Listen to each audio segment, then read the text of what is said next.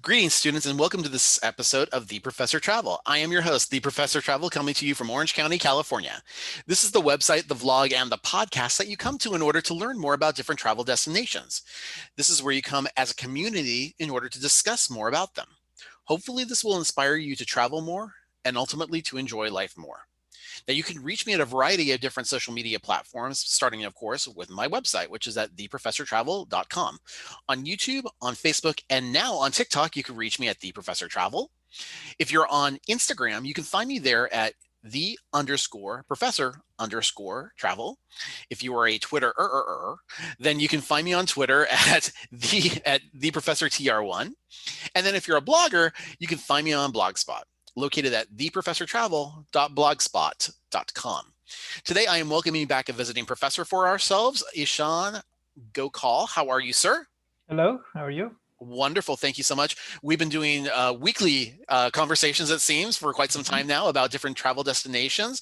And before we get started, even talking about your credentials, tell me a little bit about this wonderful picture. Now, for the people on the podcast, you won't be able to see this. So again, come to the YouTube channel in order to be able to view this in depth. But there is a wonderful picture of you with what looks like an ancient city in the background. Talk to me about this. Yes, sir. It's one of the most ancient cities in the world that is still surviving today. It's Jerusalem, Oh, fantastic. It's beautiful. Israel. And you can see the golden dome over there. That's the Temple Mount, Dome on the Rock. Okay. There are one of the major churches, that tall, you know, tower next to my face over there. Yes. And next to that dome, I can actually just barely make out like the Wailing Wall, the western wall of the old Second Temple of Solomon. So lots of Uh, religious iconography and just it, many places of yeah, worship.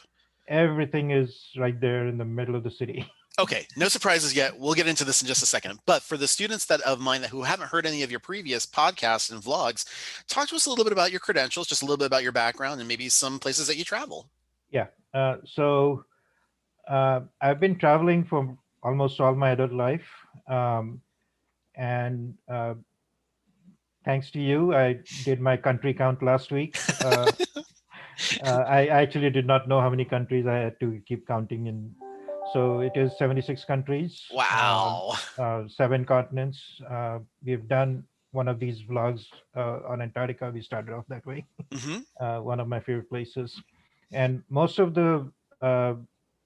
these conversations we've had have been about like more natural kind of places Hmm. in the world. This one, we are changing it up a bit, more city places. Which is great for me because uh, I am a city slicker. I mhm. love. Don't get me wrong. When we go traveling, my husband specifically, he likes a lot more rural and the Right. level of nature. But I am definitely much more the city person. I like organization. I like very specific outings because if I'm going to be honest, I need to go to the restroom a lot because I drink a Mhm. lot of water. So I mean, I just want to make sure that I'm close to society and stuff like Yeah. that. So I mean, that's just how I am built. I'm just Mhm. more of the city person. So Yep. so but it sounds like this.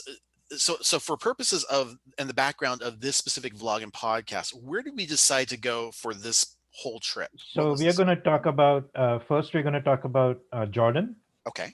the country of Jordan, minus unless you want to bring it up, minus the city of Petra. Okay. Um, and I believe you've already done one on Petra before, so I don't want We to have. repeat stuff. Yeah. And then instead of Petra, we are going to substitute in the photo that you see there, the beautiful city of Jerusalem. Okay. Fantastic. Now, how long in advance did you start to plan for this kind of a vacation? So I actually don't remember, to be Okay. honest. That's fine.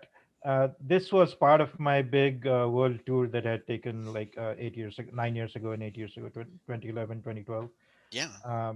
And it's just another list in a continuing list of multiple places that I went to.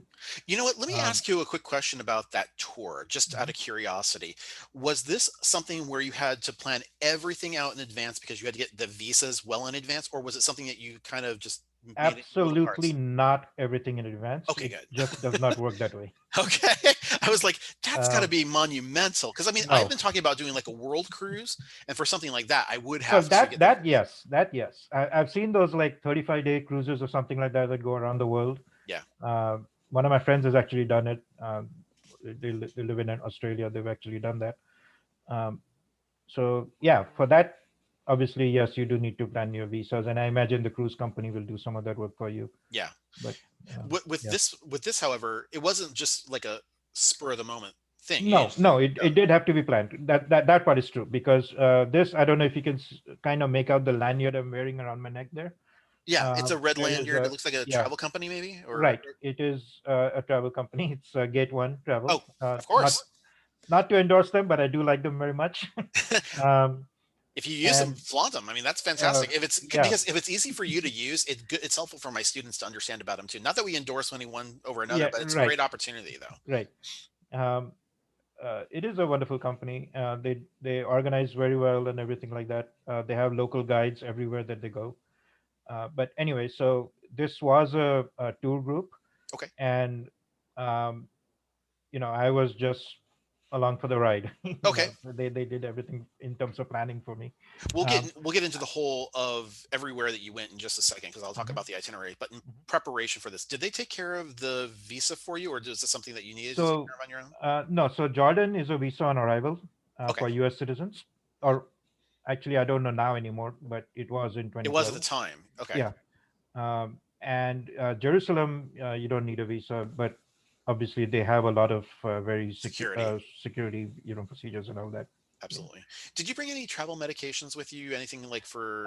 Not for this trip, Okay. but I did have medicines where I was going before and after this. So Okay. And that's different. then, likewise, did you have to bring anything like sun protection or mosquito? So I would advise that you do bring it. I did not have it. Um, and I went in the middle of summer. I went in June, like the last week of June, roughly. Um, so yeah, it it's the Middle East. It gets very very hot, and Yeah. And um, I burn like a lobster, so I mean, I right, understand. right. So I guess it depends on the individual. I don't burn like a lobster, but it's just I'm more darker skinned, so it depends on you. No, But I totally I understand. would strongly recommend, yes, you do bring sunscreen and those kinds of things. Yeah, I don't, and not for purposes of, I mean, taking away just the burning aspect of it, but I mean, I've had situations, and I think I explained to you when I went to Croatia that I had when I went to Dubrovnik Hmm. specifically, I had Hmm. a sunstroke, Right. and so just it was just because I didn't have I enough have had water. that before in India, so it's the same.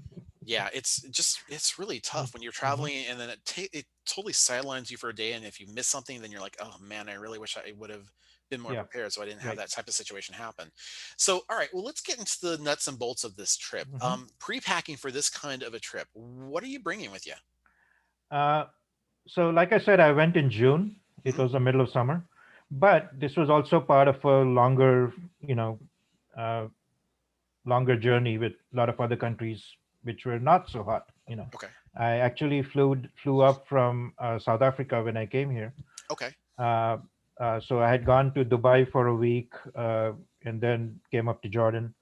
Um, and uh, Dubai was hot. I'm not gonna lie, it Yeah. was miserably hot. Uh, uh, and Jordan was also very hot. South Africa was not hot, so I had to kind of be in the middle ground everywhere. Mm. Uh, and I knew after this I was going to go to Israel, and I knew there are certain places in Israel which do get cold, especially in the evening, even in the Yeah. summertime. So you kind of have to prepare a little bit for everything. So I had all that kind of stuff with me. Now, when you're flying out of, are you flying out of Cape Town or Joburg? Uh, uh, at that time, I went out of Johannesburg. Okay. Actually, it was like I was actually in Kenya. I flew to Johannesburg, and then from there to Dubai to Jordan. Okay. Um, That's not too bad then. Like, what was the timeline around that? Like, how long was it? Dubai to Jordan is not far at all. It's I think it's like an hour maybe, or 1.5, 2 hours at most. Really? Yeah, it's not. It's practically right there. Oh, that's not bad at Um, all. yeah, But from South Africa to get South to, Africa to it's like 8 hours. Dubai. Yeah, it's roughly around that time. Yeah. Okay. And I assume you just took taxis in order to get to the airport. You didn't.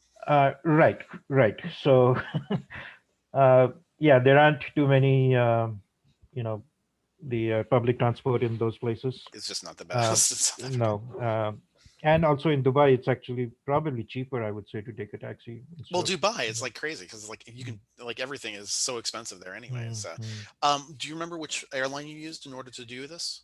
Yes, this was Emirates from Dubai to Okay, Jordan. all right, cool. No, I'm sorry. No, I'm sorry. This was Air Jordan. Okay, No, what am I saying? Air Jordan? No, the Jordan Airlines. What's it called? Sorry. that's okay. uh, It the was the Royal national. Royal Air Jordan or something. Okay, I forget. Yeah, so did you take? Well, did it's you a take? Jordanian airline basically. Okay, perfect.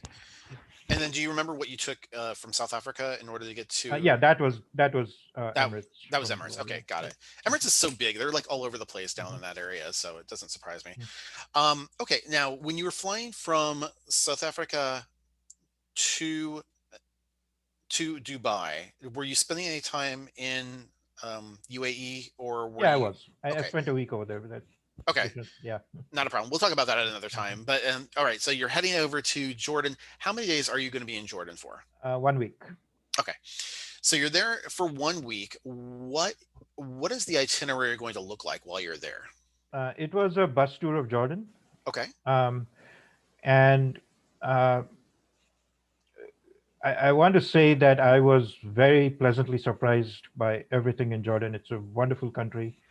Uh, I actually went there only to see one single item, which is my guess is most Westerners, most Americans go there only to see that. That is Petra. Petra. Yeah, After seeing the movie Indiana Jones and the Last Crusade, I'm right. like, I want to go there. I want to, go through the Canyon of the Crescent Moon and all that stuff. And, uh, but there's so much more to Jordan. I mean, it is just a wonderful, amazing country. It's Well, great. walk me through a couple of days. Like, what were some activities that you did over the couple of So days that you were in Jordan? right. So we went around Amman. It's the capital city. Okay. Amman is one of the oldest cities again in the world. It's called the White City. All the buildings are white. Oh, nice. One of the photos that you're going to show later is a sunrise photo I took in Amman. Okay. Um, it's just You know what? Let me jump over to it really fast. oh sure, okay, There we yeah, the go. one on the left over there. That is a sunrise from my hotel room window. It is Uh, a all the spectacular photo, by all the the way. windows, all the buildings are white, totally white, and it's also actually the old name used to be Philadelphia. They renamed it to Amman long time ago. Okay. But it used to be called Philadelphia.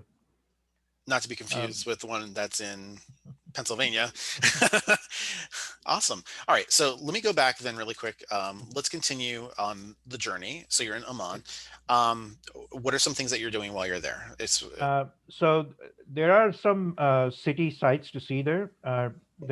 Since it is an old city, there's like a museum, with a historical museum. A lot of old uh, things that they've found from ancient civilizations that used to be there. Some of those things are like 8,000 years old. Okay. Um, and uh, there's a mountaintop that they took us to. And from there, it's basically for the views of the city. But there's also a temple over there, a Jewish temple that we went. Sorry, not Jewish. There was some temple over there that we Okay. went to, and and also there is like some Greek uh, monuments over there. Yeah. So there was a temple of Zeus, ancient temple of Zeus. There was the hand of Hercules. Like there's like a little hand that's just left that much, like a marble hand. Uh, People were taking photos with that hand over there. You know, let's take a pause for a moment because I'm not so sure that a lot of my students are quite versed in the fact of why are we heading into the Middle East and there's a lot of Greek influence here. Like, what's the deal with that? Well, Alexander the Great, uh, he conquered a lot of those lands over there. Later on, the Romans came over there. Romans were heavily influenced by the Greeks also. Mhm. Uh, so So there yeah, we I go, mean, and that's why it's permissive throughout the entire area for mhm.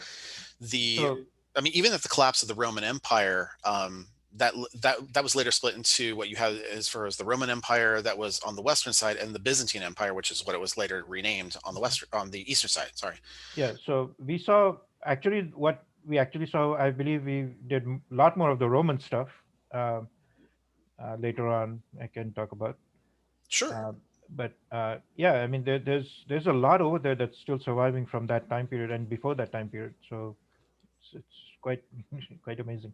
Now, were all of your were all your destinations predetermined by gate one, or did you have the opportunity to kind of go out and do your own thing, or how did that They work? were mostly predetermined. Like our route was obviously, they had every day planned out. You're going to be here this day, that over there next day, and etc. Okay. Now each place we went, we had some free time to roam around, but there's not really much you can do, because we go into the town and we stay in the hotel there, right? So once we are there, we are basically just going for dinner and coming back to the hotel. There's not really too much you can do on your own after that. So all the touring that was there was through the company. We did it all day, and then in the evening we would come to the hotel, have dinner. That's about it. Speaking of which, how was your accommodations? Excellent, Okay. Was it excellent. Every single place we went, okay? uh, they really do a good job on that. This particular company, so no complaints whatsoever. It's all like 4 and 5 star hotels. Uh, And I know, Amazing, and amazing places. I know when I was well. Do they supply you with breakfast as part of Yeah, your yeah, package? yeah. I mean, the hotel has breakfast, so it comes with that. Yeah. Okay. And I know with some of the tours I've been on throughout the world, sometimes they'll leave like a note under your door saying your tour guide will be meeting with you the next Yes. day. Is it kind of the Right. same or same? Okay. Right. Same thing here. Yep. Okay. Hmm. Fantastic. Awesome. So, all right. So you are going through Oman there and you're traveling the city. You're looking at a lot of different historical regional artifacts in the area that are from the time of Alexander and Greek and Yeah, they were Romanesque like influence. Roman theaters. Temple of Zeus, Temple of Artemis. Mhm. Uh, there's just a whole lot. There was a like a ancient market. The open air market kind of thing. Oh, nice. They took us to that. Mostly like fruits and vegetables, that kind of thing. Um, and I have a story about that I can get into a little bit Sure. later. Hmm. No, why don't go for it right now? Oh, I'm told okay. I know it. We're Uh, cool. so I there are other people in the group, right? There were maybe about 20 or so people in the group, Yeah. and I'm just walking by. I'm on my own. There are other single people there on their own, just going around the market, all the stalls that they have and stuff, right? Just walking around. Sure. And so I was coming by. There was a lady coming from the other side. Uh, she goes to one of these fruit vendors and she picks up a fig and starts eating it. Now, this is all kind of outdoors. I mean, there's like a tent kind of thing on top, but it's an outdoors place, and there are flies buzzing around everywhere, and stuff like that. Hmm. So I'm like, what are you doing? You don't just pick up a fig and start eating it. At You least don't know where that fig's been, so yeah. So this is something I will never forget. What she said after that. Uh, so she goes, I have traveled all over the world. This is her story. I've been to Thailand. I've been to India. I've been here, there. I have never ever fallen sick in my entire time. And God damn it, I'm gonna fall sick on this trip. oh, So I exactly right. I just burst out laughing, and I was like, wow, this is, you know, it's like I don't know if that's a goal that you want to do, but uh, more power to you. You want to give it a yeah. shot? Give it a shot. I'm okay with it. We're, hopefully, you'll have some meds back at the hotel. So it's like, And you know what? She never got sick the whole trip. She has never got sick. I've actually gotten to know her after that. We are good friends now. She lives in my local area, about an hour away. okay. Um, and as far as I know, she's never really had any kind of medical issues whatsoever. I wish I was her. So, one thing I also want to take note of is you're in a very interesting part of the world where there is a convergence of so many different religious Mm-hmm. types. You know, you Mm-hmm. have Christianity, you have Judaism, you have Islam, you have a lot of different things. Yep. Did did it feel as though they were harmonious in the way that they were mixing with each other, or was there like From my conflict? point of, yeah, from my point of view, absolutely yes. Okay. Now, I know there are problems over there. There are all kinds of political problems and all that, but from what I saw, there was nothing bad. I mean, everything was great, and we can go into more detail in that when I actually get to Jerusalem, which is where all this, really, it matters a lot. Not a problem. Uh, Okay.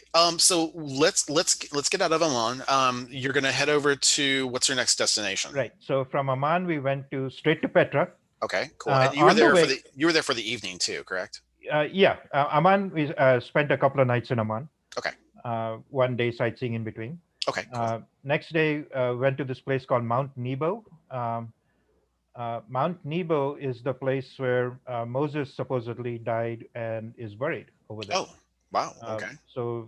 We went up to the top, walked around over there. There's a little memorial to him. Uh, I mean, that's part of the Bible. We don't really know.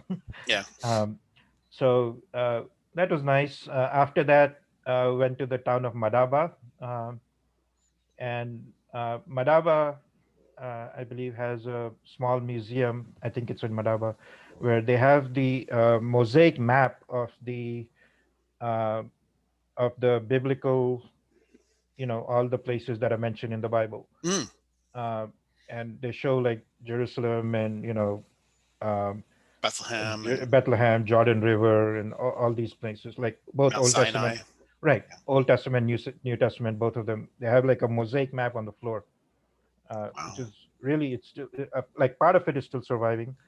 Um, so that was interesting to look at. Um, yeah. So uh, then after Madaba, we drove down to Petra, and we were in Petra that night and the next night also.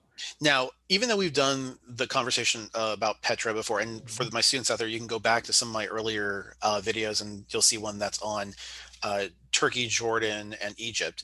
But just in reference to Petra, some people will sometimes go during the day in order to see it, but then there's also an interesting thing to do at nighttime. Can you tell me a little bit about that? Yes, sir. Um, this is what I loved about Petra the most. Um, so we arrived there on a Wednesday night, and they had this thing like they only do it once a week, and it was happened to be on that night. And our guide was telling us, this is something you can do on your own. We will take you there and we will bring you back, but you go on your own.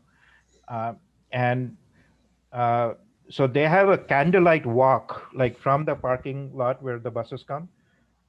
You go by candlelight through that canyon that they showed in the movie where Indiana Jones and his dad and Hmm. those guys are going through. Um, you go through that canyon and you come to this big treasury building at the end of the canyon. But all that is at night, and they have set up like candles all along. Beautiful experience. There's no other electrical lighting or anything like that. Uh, and it's maybe a 1 mile walk or something like that, 1.5 miles at most, 2 kilometers, something like that. Was there any Um, additional cost to do that, or no? I'm sorry. Was there any additional cost to do Uh, that? yes, but it was negligible. I did pay something. Okay. I don't remember how much, but It wasn't like I hundreds of mean, dollars or no, anything. no, no, nothing like that. Nothing like that. Okay. It may have been in the neighborhood of around $10, maybe US. Oh, You okay. know, and uh, a few of us went. It was an optional thing that the guide told us. If you want to go, you can go. If you don't, up to you.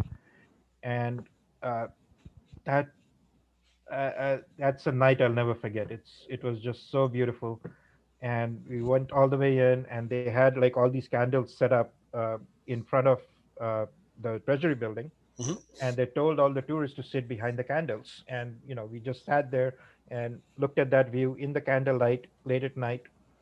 uh, it, it, it's just wow. Seems Amazing, stunning. Yeah. amazing.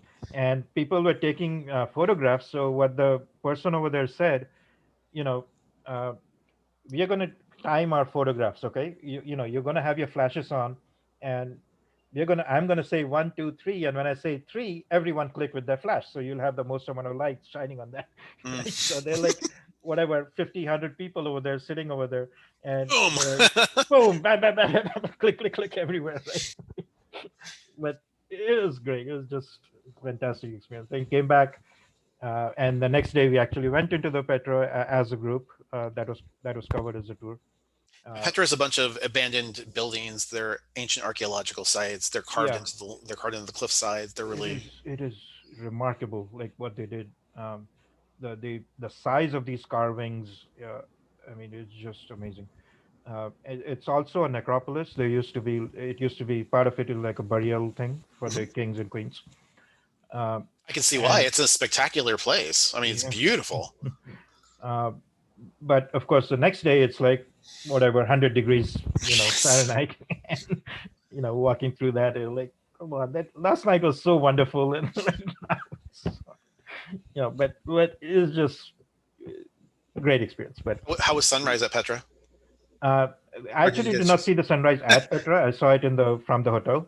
okay? Also beautiful. Sunset even better. I have photographs of both. Nice. It's yeah. I mean, I guess that's a matter of luck when you're there, but I got lucky. Yeah. Very nice. Okay, it's now we're leaving Petra. Where is Mhm. our next destination? So the next destination was Wadi Rum Desert, Okay. and this is a place I didn't even know honestly that existed. I mean, I know it's all a desert, but Wadi Rum reminded me a lot of Utah. Okay.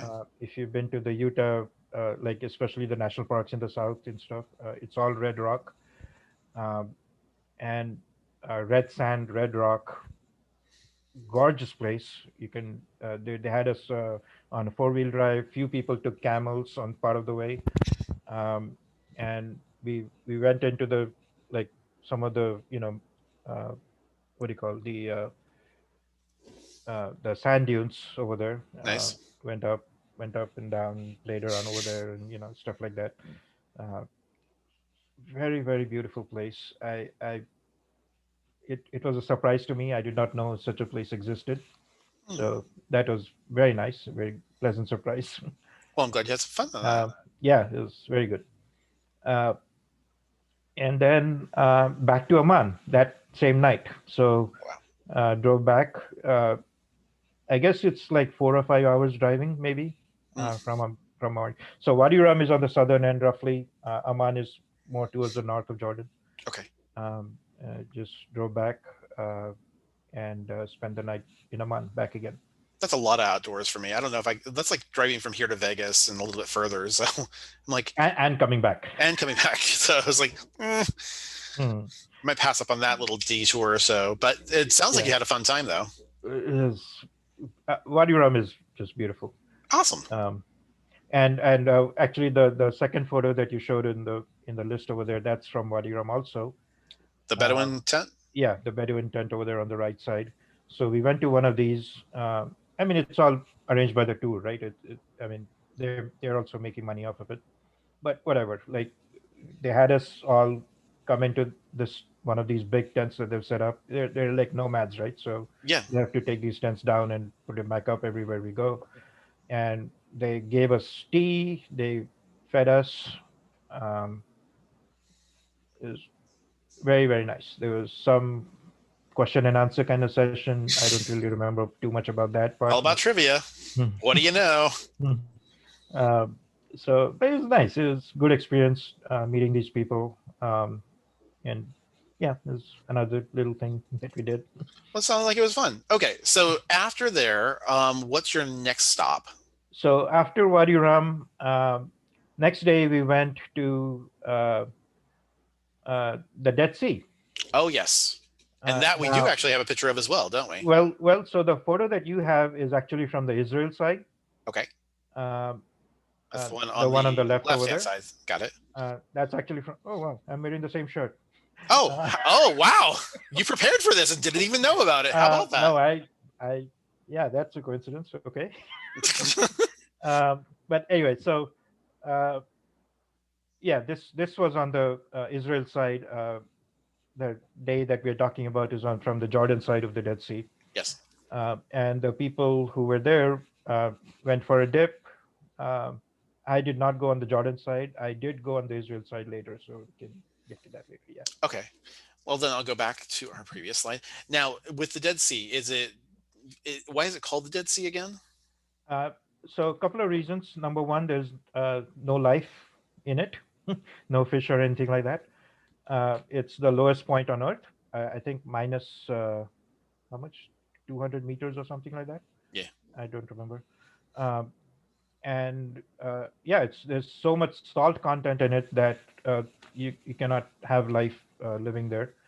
Uh, and also because of that, you float. You don't sink in. Like you when you walk into this Dead Sea, and they tell you to just kind of fall back like that, and the there's so much salt content that it just lifts you up, and you're kind of floating, on top On like top that. all the time. So It's like I'm trying to uh, swim under it. It's not working. yeah, it's fun. People take like photographs of how them reading a newspaper and stuff like that. It's Very cool. All right. So you're on the Jordan side and the Dead Sea. Now, where are we going after that? Then back to Jordan that same night, Okay. and stay the night there, and the next day drive into Jerusalem. Okay. So now we're moving on to Jerusalem, which is one of the oldest cities in the world. It's Hmm. ancient and it's very close quarters. We're talking about the variety of religion and the people. How was the situation there in terms of security, in terms of the ability to get in? How was your hotel? I'm curious about all those things. Yeah. So the border crossing, uh, we each had to do individually. It was not as part of a group. Actually, this was two different groups that they kind of combined together. Okay. So there were different people on the Israel side than what I had on the Jerusalem and on the Jordan side. All they were all Uh, working for Gate One. they were all working for Gate One. Okay. No, I mean talking. Even the travelers were different. Not Oh, okay. they didn't come. They didn't cross the border with me. Okay. So I was one of two or three people who actually crossed the border, and Okay. in fact, I was the only one out of those two or three who was in that particular group that I was assigned to. For the Israel side, the other two went on a different group of Israel. Okay. Uh, so crossing the border, there's this bridge you have to cross from Amman to Jerusalem, uh, and they let you go from the bus, right? Like you're on your own, you walk across the bridge, uh, and yes, They at least have like little signs on the other side saying, well, "Ishaan, there kind of was a here." guide. Yeah, there was a guide on the other side waiting with a sign and stuff like that, and Okay, they had a good. bus with the Gate One sign on it and all that. Uh, so uh, So you're the not totally security, lost. It no, wasn't no, like it not at wasn't all. like it wasn't like your trip It to was not like that. No. Tibet and Nepal. Okay. uh, uh, By the way, people go back to that video. It's fantastic. Anyways, I'm sorry. uh, Moving on. yeah, so there is a lot of security. They do ask you a lot of questions: where you've been, where you're going, etc., etc. Sure. Uh, I expected that. It's fine. It took, I don't know, maybe half an hour or so to get through. Okay. And we onto the Israel side, and we had a small minibus kind of thing, and they took us into the city of Jerusalem for the Okay. hotel. Uh, Now, on the way, I believe it was that same day, they also pointed out what used to be the sites of Sodom and Gomorrah, the Okay. cities of Sodom and Gomorrah, and also the site of Armageddon, the hill.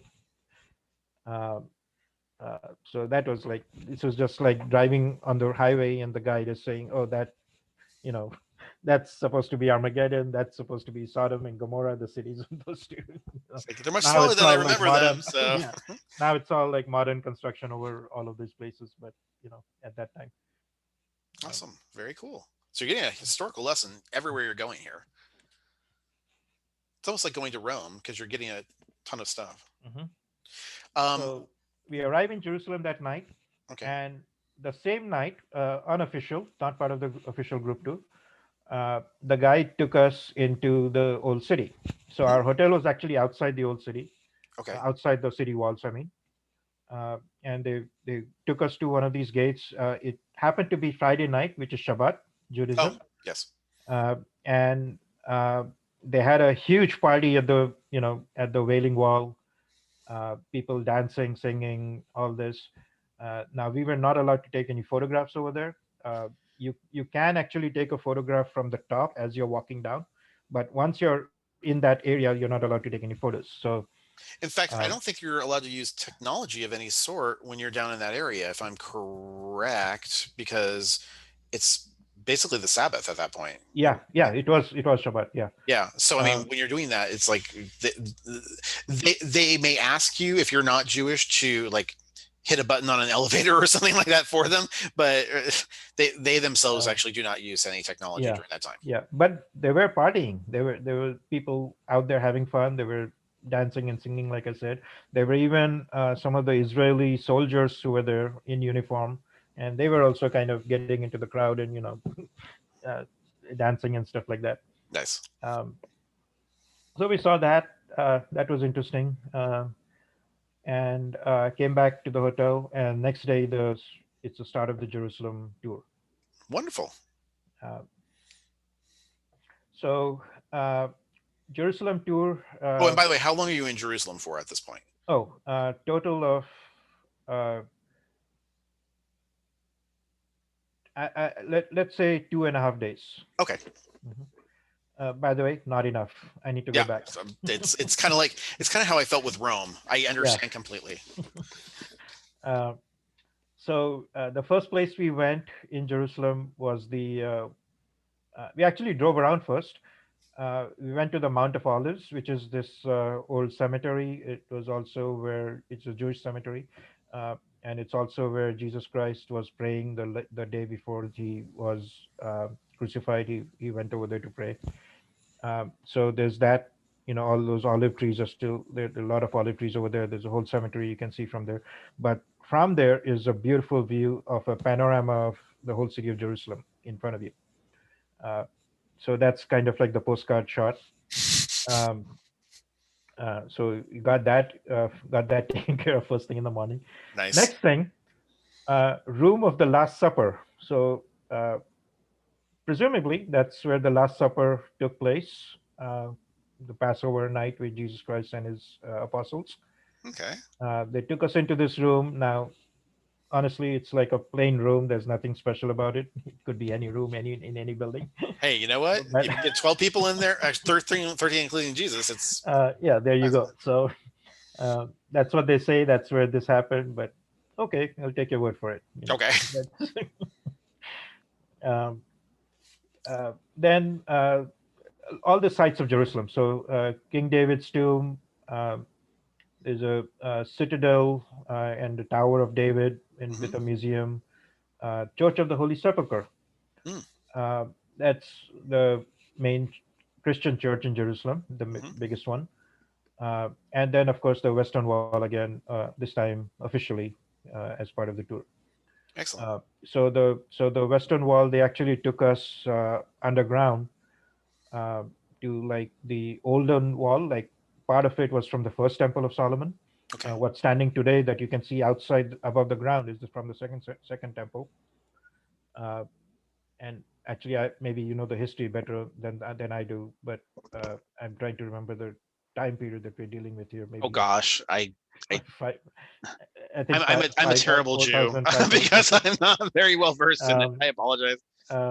but it's basically the what you see today is part of the second temple, and Correct. underground was some of it was part of the The part of the first first temple, term for symbol, yeah.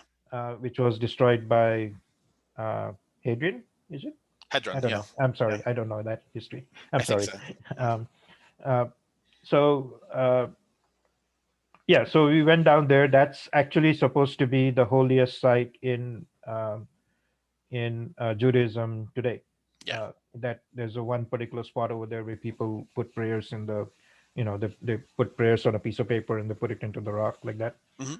Um, so, oh, interesting side note: everyone else on the tour who was there, all the other travelers, uh, all of them American. Hmm. Every single one of them was Jewish. I was the Oh. only non-Jewish person there. Oh wow. Uh, Not only non-Jewish, but non-Christian and non-Muslim. Um, and this city, Jerusalem, is Judaism, Christianity, Islam, right? Mhm. So I was the It's only kind of, one. you're just there as an observer, but it's history though. It's one of Yeah, those things it's really history. impressive to see. So exactly right. So one of the other tourists on this group, sometime during this, she asked me like, "Why are you here?" No offense, but you're not Jewish. You're not You know what?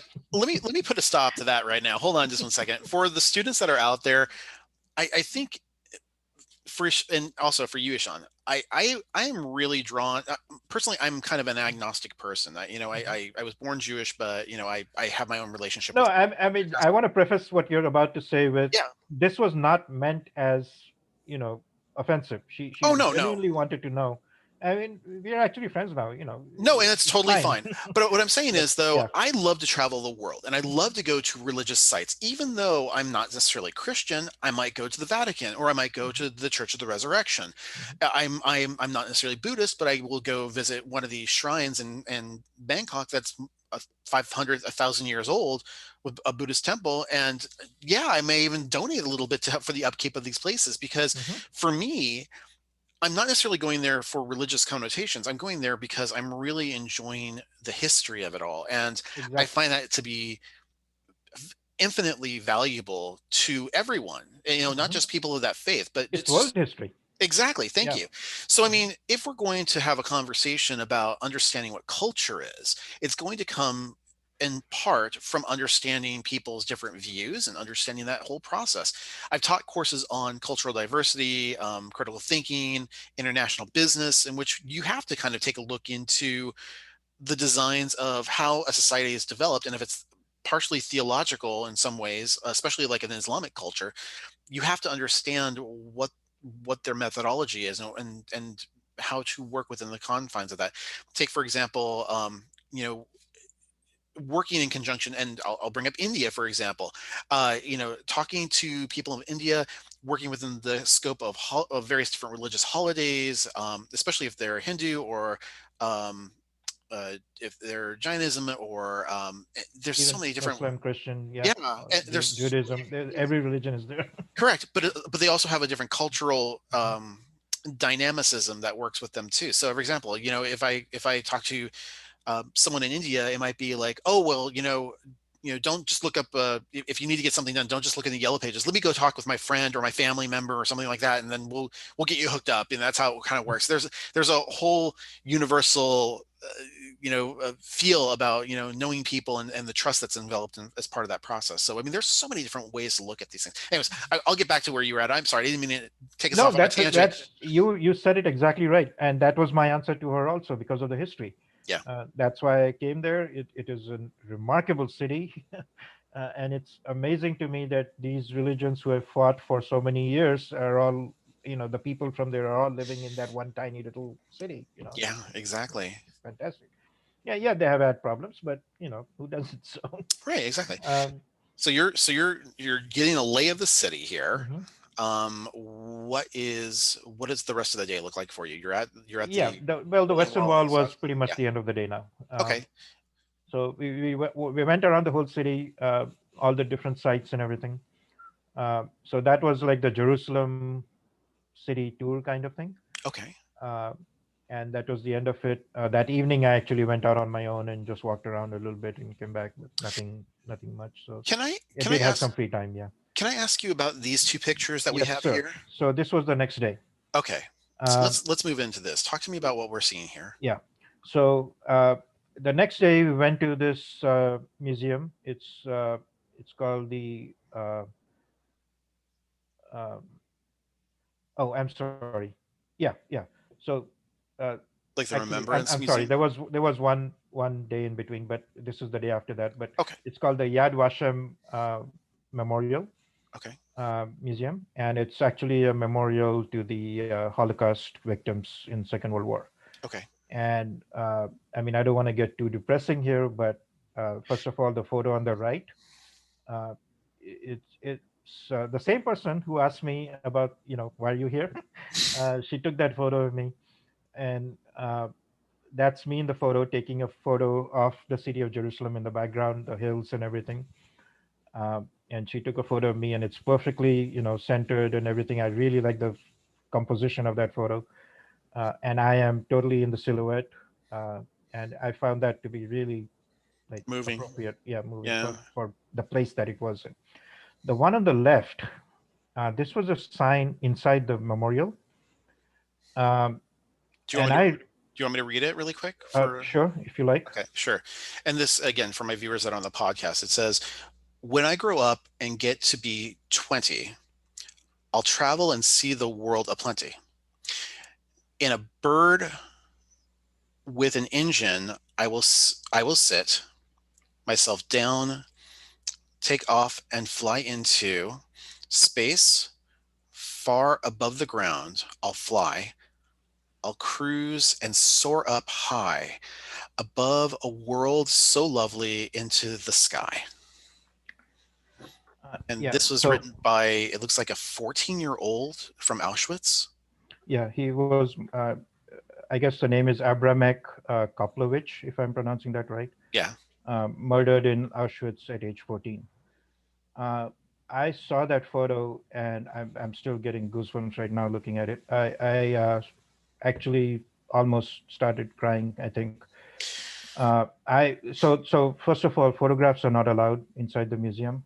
Yeah. Um, this one, I had to take it, and it spoke to me. Number one, because he's talking about, obviously, besides traveling, he's talking about when I grow up and get to be 20. So age 20 is actually exactly when I started traveling, like, you know, a lot. uh, uh, and it just spoke to me. Like, he's this 14-year-old boy who, um, he had this dream. He couldn't make it come true, unfortunately. Uh, and here I am, living his dream. Uh, I, L- I I was like really moved by that. let me take pause for just one second because again, we're mentioning so many wonderful things about the area, and I, speaking as a Jewish man, I can say, especially when I've gone into places that have affected me, like the Church of, or the sorry, the Museum of Tolerance in Los Angeles, California. It's very moving, especially for a person who is of a Jewish background, because you're walking through this what almost seems like um, almost like a Disneyland kind of tour where you're going from display to display to display and listening to the stories, and then finally at the end you end up walking through a gas chamber, and it's scary. It's for someone who is from my background, it's like I was shaking when I went through something like that, because you get to feel the fear of the people who lost their lives in a situation like that. And so when you when you come to the realization of things like this is what I would like to pass on to you, my students. Don't avoid places like this. Don't avoid Auschwitz. Don't avoid um, museums like this. Don't avoid um, Nuremberg is another one. There are beautiful people that live there. There are wonderful places to have reflective thoughts. And some people will go on vacation to party and have fun and do all kinds of things. Other people will go to educate and to learn. And part of the education process is understanding history and understanding what happened as part of that process. So I would encourage you, don't avoid places where there have been tragedies. Don't put those out of your mind, because some of those places, even more modern ones, places that were like struck by a hurricane, for example, there are cruises that I know people who will go down to the Bahamas just right after a hurricane in order to put money back into their economy. You're helping out and being able to supply with stuff like that. But when you're coming to a a beautiful display like this, where the people have taken painstaking efforts to try and put together a wonderful memorial, it's a different type of experience, but it's one that I think is valuable to you and you will remember for a lifetime. So anyways, I'm sorry, Ishaan. Absolutely, no, absolutely right. And I had been to Auschwitz a few years before this, and I was very moved by that, and I did not want to come here, honestly, because I knew that I would feel those same kind of emotions again. It felt horrible, but I'm glad I had gone to Auschwitz because of exactly what you just said. Because you know, I'm not Jewish. I don't have the same experiences, and it was chilling going to Auschwitz and seeing all those things, and then coming here. I did not actually want to come here, but then I saw this, and I'm like, oh my God, this guy. You know, I wish he had lived, and yeah, and so I, many I, others like him. I mean, I would say in reflection, it actually would do a disservice if we didn't come to a probably, place like this, because probably then we're not remembering, then we're not familiar with this young man. We're not familiar with his story, and we're not familiar with what goes on. And then it gets exactly. lost to the annals of history, and people forget. And that is Hmm. the curse of humans, is that we tend to forget. Yeah. So I think you did a fantastic job in being able to discuss this. So again, I appreciate that. Um, let me Let's move on to a happier topic. Yes. Now, let's talk about really quick. I know we talked about, just in brief, we talked about the Dead Sea, but let's also talk about Bethlehem for a Yeah. moment. So one of the optional things on the tour, not for everyone, it was an optional thing that I had bought separately, was a trip into Bethlehem, which is inside Palestine. Mhm. Uh, so uh, the our tour guide in Jerusalem was actually not allowed to enter Palestine for Hmm. political reasons. Okay. So she was like, okay, we are going to hire a bus for you. We are going to take you up to the border. You're going to cross the border. You're going to have a different tour guide enter the bus at the border and take you through Bethlehem. So that was kind of interesting. Hmm. A little bit politics over there. Yeah. Um, and so we had that, and we went to this. I wanted to go to this particular church. It's the Church of Nativity. Okay. Yeah, That's the big one. That's the one that Jesus was that, supposedly, it's supposed to be the that's the manger. one where he is supposed to have been born. Yeah. And there's a spot over there that they have. It's like the holy site and behind the altar kind of thing, and you can kind of crawl into a space and you see this little setup that they've made, uh, and it's supposedly the exact spot where he was born. um, and that was interesting to me. Another thing that was interesting over here particularly was that there was an Islamic family who was taking care of the upkeep Hmm. of this church. They were sweeping the floors. They were doing that kind of cleaning kind of thing. Hmm. uh, People are people, right? You just got to, you respect that though. I mean, Yeah. um, uh, yeah, so this was a also one of those really historic, really like kind of bucket list items for me. Uh, Really beautiful place. Also inside, there's like um, a stained glass, not stained glass window. Sorry, it's like the top of it is glass. There's sunshine coming through the glass. So oh, like a uh, skylight. yeah, skylight, and the altar is right under it, so you can take a photo with the sky halo kind of the Oh, that's sunlight halo. nice. Um, it's really beautiful place aside from the history. Inside, I know it probably doesn't look like much from the outside, but uh, I'm going to ask a completely off topic question. mhm. So bear with me. It's going to give us some levity though.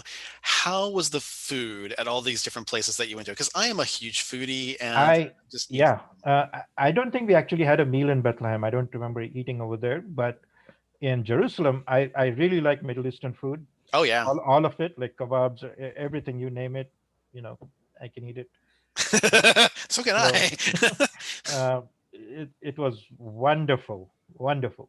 Now, yes, if you don't like that, you may have some problems, but for But me, why it would you was an go? Why would you go there if you're not going to do that? I mean, I know that uh, there's a McDonald's there that yeah, is completely kosher, by the way. yeah, And it is. so, I mean, that is one thing. But again, it's like, And well, don't knock McDonald's, by the way. Don't knock it, because there are places, especially Europe.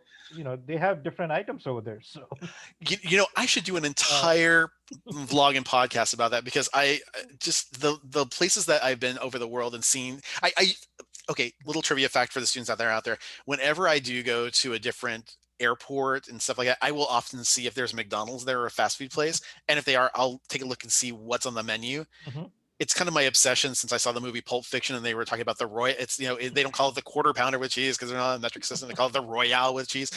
I often look to see if there's different items on the different McDonald's And menus, and there's some and there really are. interesting things that are out there. Yeah, Hmm. especially in when you get into Asia, it's a very different palette there. Hmm. So very curious stuff. Anyways, I'm sorry, I didn't mean to get off topic, but Yeah, it was no, just like that's one of those things absolutely, that was yeah. kind of fun. I've been to McDonald's in other places, Switzerland, Europe.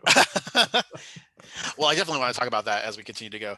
Mm. But all right, so let's round out really quick in terms of, okay, so you're in Bethlehem for the day, then you get Back back. to Jerusalem, and then Mhm. the rest of Israel that we can talk about later too. Yeah. Okay, not a problem.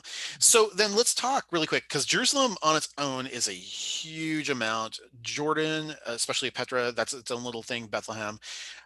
What are the pros of going on a trip like this? I personally learned a lot about the historical things that you were saying earlier.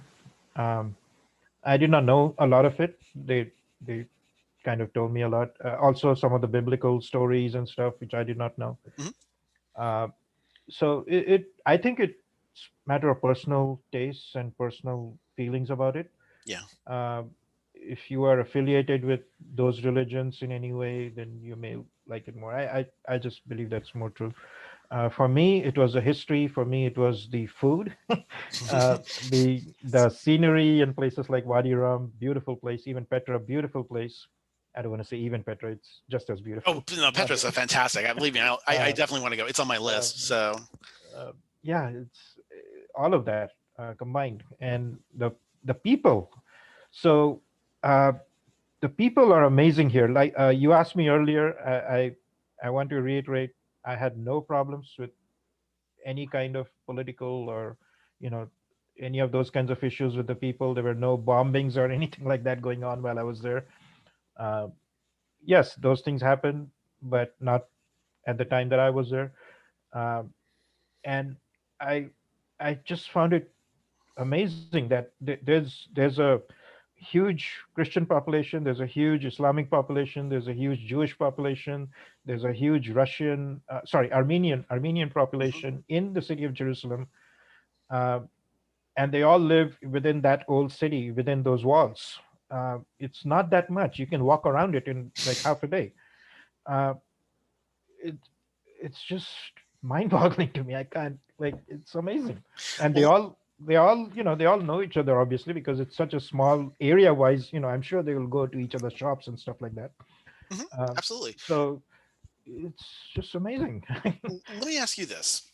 In terms of the topic of things to be aware of, I wouldn't normally think, and please correct me if I'm wrong on this, I wouldn't normally think this would be something that a younger person, maybe like a child or someone maybe under the age of 10, would necessarily get a lot out of this kind of a trip because it is involving a lot of research or history or things like that. I could be making a very broad brush stereotype on something like that. I can just speak to my personal experiences when I've gone to places like Alaska when I was like 10 or 11 years old. I didn't I didn't get the most out of that because I really wasn't equipped for that. One And of then our friends is not going to like you hearing saying that.